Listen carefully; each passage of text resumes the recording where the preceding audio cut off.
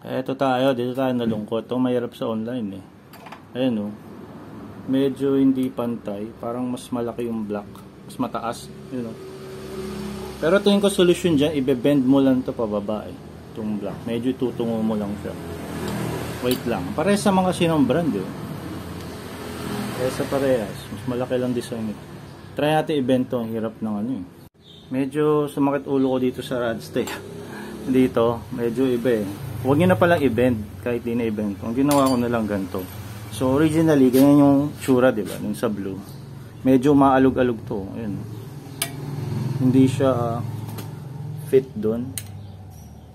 Ewan kung ganyan talaga pagkaka-install na tama. So ang ginawa ko na lang, tinanggal ko to. Kaya pakita ko sa inyo. Medyo ano eh. Masakit sa daliri, masakit sa ulo. Tanggal ko siya.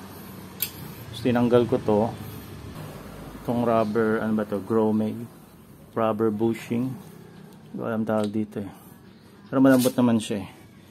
Yan, di ba nakaganyan siya. So, install ko dito sa block ng nakaganyan naman,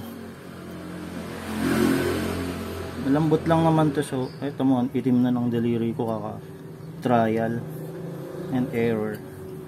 Yeah, ingay dito sa amin, no?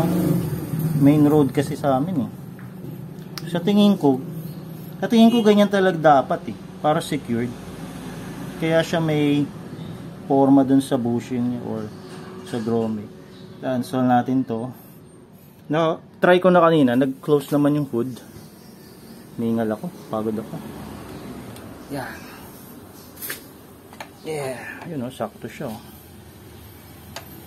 Ayusin nyo lang yung forma. Ito hindi ko na inayos kasi minamadali ko dahil ayoko na masyadong makabang video. Tapos install na natin yung lock. Dapat to separate video na to. Ang tagal nito.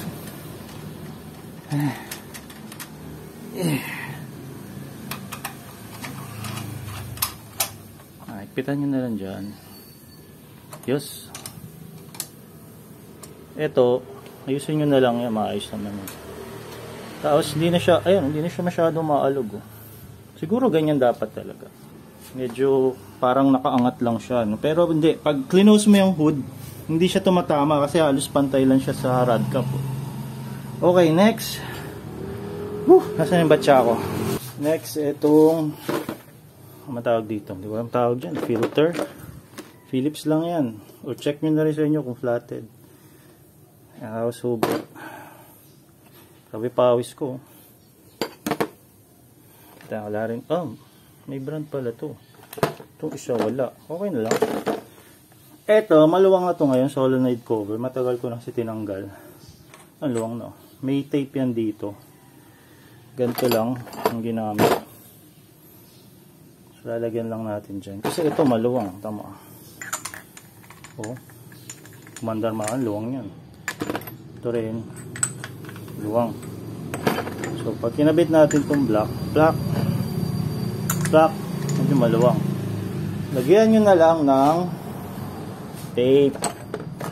Pero maganda kung ano no?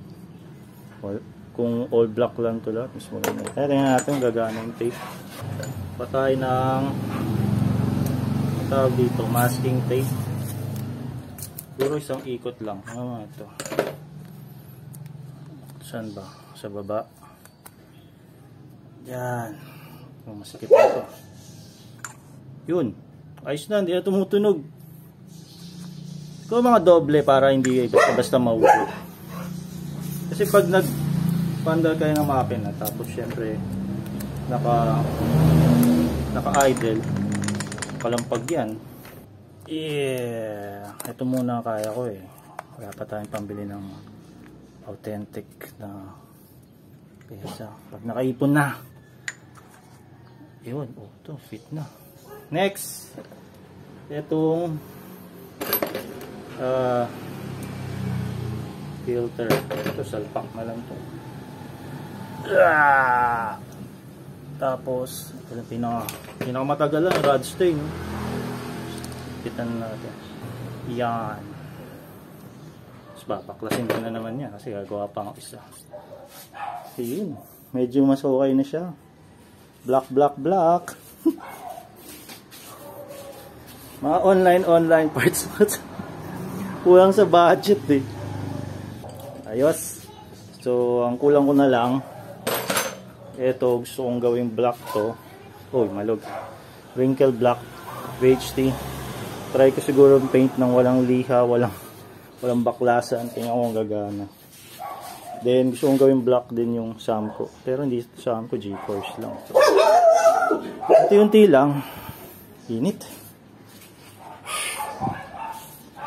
So, yan lang muna. Ito, ayusin ko na lang to.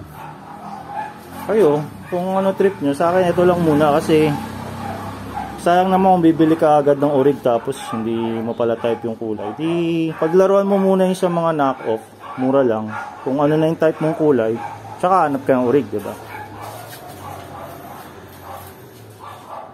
Hanap pa tayo ng black hose, tsaka to, black na battery.